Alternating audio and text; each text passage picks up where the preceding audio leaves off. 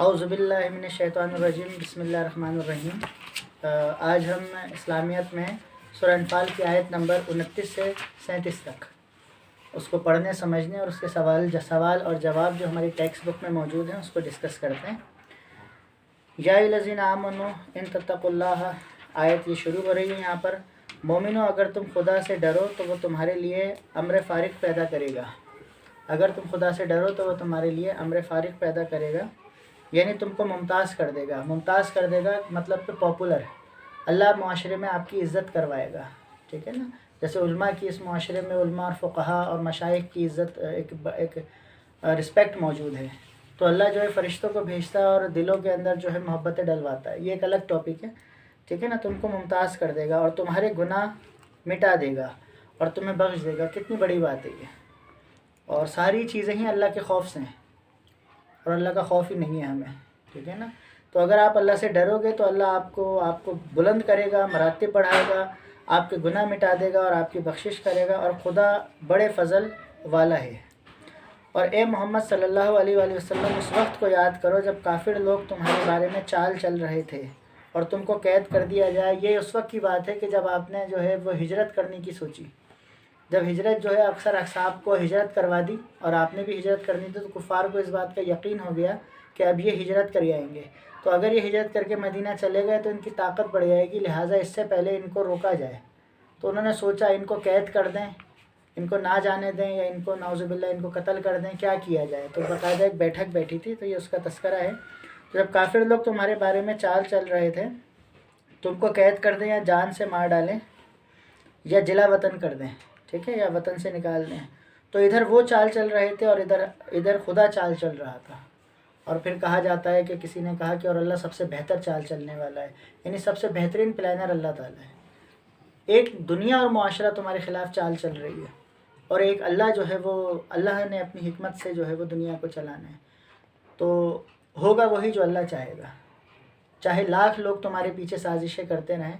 तो अगर तुम सच्चे और ईमानदार हो, ये मैं किताब नहीं, ये मैं अपनी तरफ से आपको बता रहा हूँ, अगर तुम सच्चे ईमानदार हो तो अल्लाह हर हाल में आपको प्रोमिनेंट करेगा, पॉपुलर करेगा और इज़्ज़त से निकालेगा हर चीज़ से। तो खुदा चाल चल रहा था, खुदा सबसे बेहतर चाल चलने वाला है। और जब उनको हमारी आयतें पढ़कर सुनाई जाती हैं, किनको, कुफ़ार को, तो वो कहते हैं ये कलाम हमने सुन लिया है, अगर हम चाहें तो इस तरह का कलाम हम भी कह दें। यानी नाउज़ुबिल्लाह वो ये कहते थे कि नाउज़ुबिल्लाह कि ये आप कुरान घड़ कर लाते हैं, ख़ुद लाते हैं, तो यह जैसा आप लाते हैं ऐसा तो हम भी बना दें। तो फिर अल्लाह ने चैलेंज भी किया था, तुम सारे मिल के ज़मीन और आसमान, कायनात और जितने मखलूक़ात हो, तुम सब भी मिल जाओ तो ऐसी 10 आयतें बना के तो ला के दो, और अगर तुम कोशिश भी करोगे तो तुम सब नाकाम लौट आओगे। उसकी भी एक वजह है क्यों लौट आओगे नाकाम। कलाम हम भी कह दें, और ये क्या सिर्फ अगलो और अगलों की कहानियाँ हैं। यहाँ अगलो का मतलब होता है प्रीवियस। कुरान जब कहता है अगले तो प्रीवियस, और कुरान जब कहता है पिछले तो उसका मतलब होता है आगे वाले लोग, ठीक है ना। इस बात को हमेशा याद रखिएगा, क्योंकि अगलों का मतलब स्टार्टिंग। तो दुनिया जब शुरू हुई तो वो इनिशियल हो गए ना, वो स्टार्ट वाले हो गए, और ये आगे जाती जा रही है तो ये एंडिंग हो गई ना, आखिर वाले। तो इसलिए अगलों की हिकायतें हैं। हिकायतें मीन हिकमतें, कहानियाँ, स्टोरियाँ उनकी हैं। यानी जो तुम कुरान जो सुना रहे हो ये तो पिछलों की कहानियाँ हैं, तो हम भी ऐसी कहानियाँ बना कर ले आए सुनाने के लिए। और जब उन्होंने कहा कि अल्लाह अगर ये कुरान तेरी तरफ से बरहक है, कि अगर ये तेरी तरफ से तो हम पर आसमान से पत्थर बरसा या कोई तकलीफ़ देने वाला अजाब पहुंचा। कितने बदबख्त लोग थे।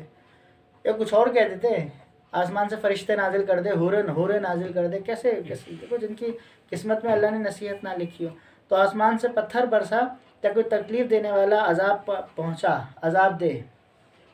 और खुदा ऐसा ना था कि जब तक तुम उनमें मौजूद थे तो वो अजाब ना देता। बात ये थी कि ना अल्लाह जब तक नबी पाक सल्लल्लाहु अलैहि वसल्लम उन लोगों में मौजूद थे ना, तो आपकी बरकत से अल्लाह ने अजाब नहीं देना था, तो कैसे अजाब आ जाता। तो तुम उनमें मौजूद थे तो अजाब नहीं देना था। पॉज़ करो।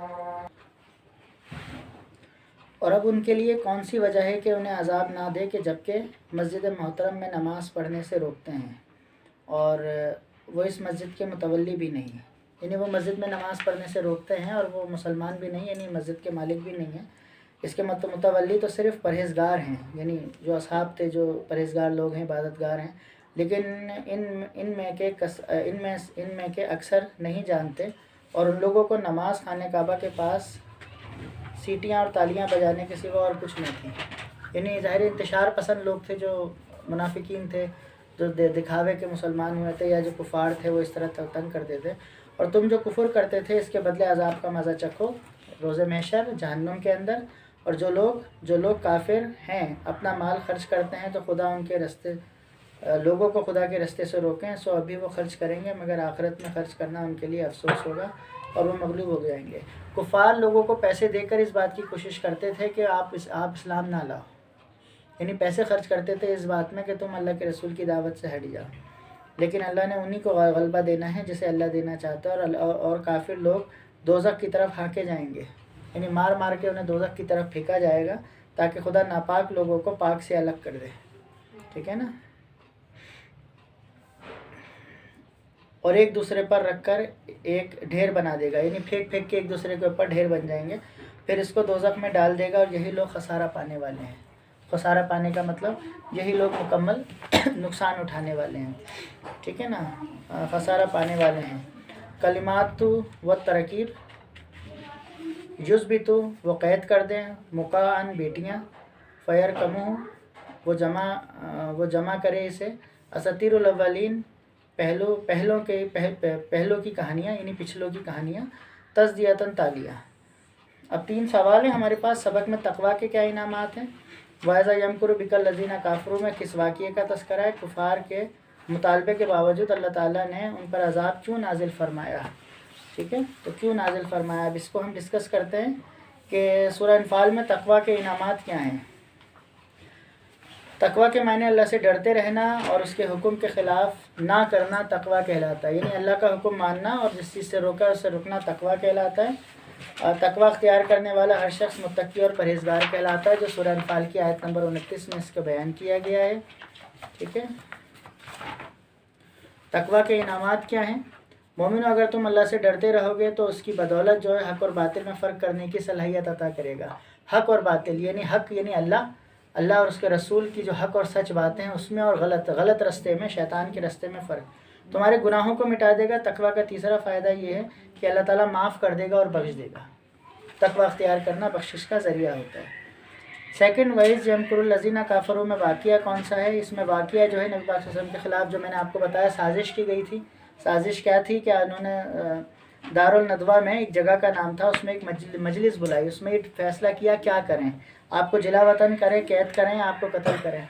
तो मैंने ये सुना, अल्लाह कभी विषय माफ़ करे, शैतान इंसान के रूप में आ गया था और उसने मशवरा दिया था कत्ल कर दो। और कैसे करो? तो ये ना इन्होंने डिसीजन लिया कत्ल कर देते हैं। अब ये परेशान हो गए कि अगर अब्दुल मुत्तलिब के कबीले ने कुरैश के ख़िलाफ़ खड़े हो गए तो बहुत फड्डा और फसाद होगा। तो फिर शैतान ने मशवरा ये दिया कि सारे कबीले जितने भी हैं ना, सबके एक एक दो लोग जमा कर लो।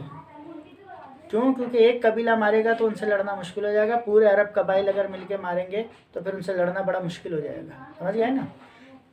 तो ये फ़ैसला किया गया और अल्लाह ताला ने अपनी तदबीर के ज़रिए अपने रसूल को महफूज रखा और वो हिजरत करके चले गए। ये भी एक वाक़या है कि जब आप जाने लगे तो आपने हज़रत अली को जो है वो आपके घर को चारों तरफ से कुफार ने घेर लिया। आपको घेर लिया घर को कि ये निकलेंगे, इनको पता था ये जाने वाले हैं, अब इन्हें मार देंगे। तो आपने हज़रत अली को, अल्लाह की वही आ गई कि आप हिजरत करिए। आपने हज़रत अली को अपने बिस्तर पर लिटाया, अली आप यहाँ लेट जाओ, सुबह कुछ अमानतें हैं वो वापस करके आ जाना। तो हज़रत अली कहते हैं मुझे इस बात का इतना यकीन था कि आज अल्लाह के रसूल ने कह दिया सो जाओ और वापस करके आ जाना, तो मैं इतने इत्मीनान से सोया कि कम से कम आज मेरी मौत नहीं होगी, क्योंकि अल्लाह के रसूल ने गारंटी दे दी अली आ जाना। तो आपको अपने बिस्तर पे लिटाया और अल्लाह ने आपको हुक्म कहा किया कि सूरह यासीन पढ़ें और निकल जाएं। तो पूरे कुफार ने चारों तरफ से घेरा हुआ है और आपने, अल्लाह के रसूल ने यासीन शरीफ की तिलावत करना शुरू करी और निकल गए। तो बिल्कुल ऐसा हो गया कि जैसे उनको नज़र ही नहीं आया, उनकी आंखों के सामने निकल कर चले गए। ये भी एक हैरत अंगेज़ वाक़या है। और फिर उसके बाद जो है हज़रत अली जो है अमानतें वापस करके आ गए। कुफार के मुतालबे के बावजूद अल्लाह ताला ने इन पर अज़ाब क्यों नाजिल ना किया?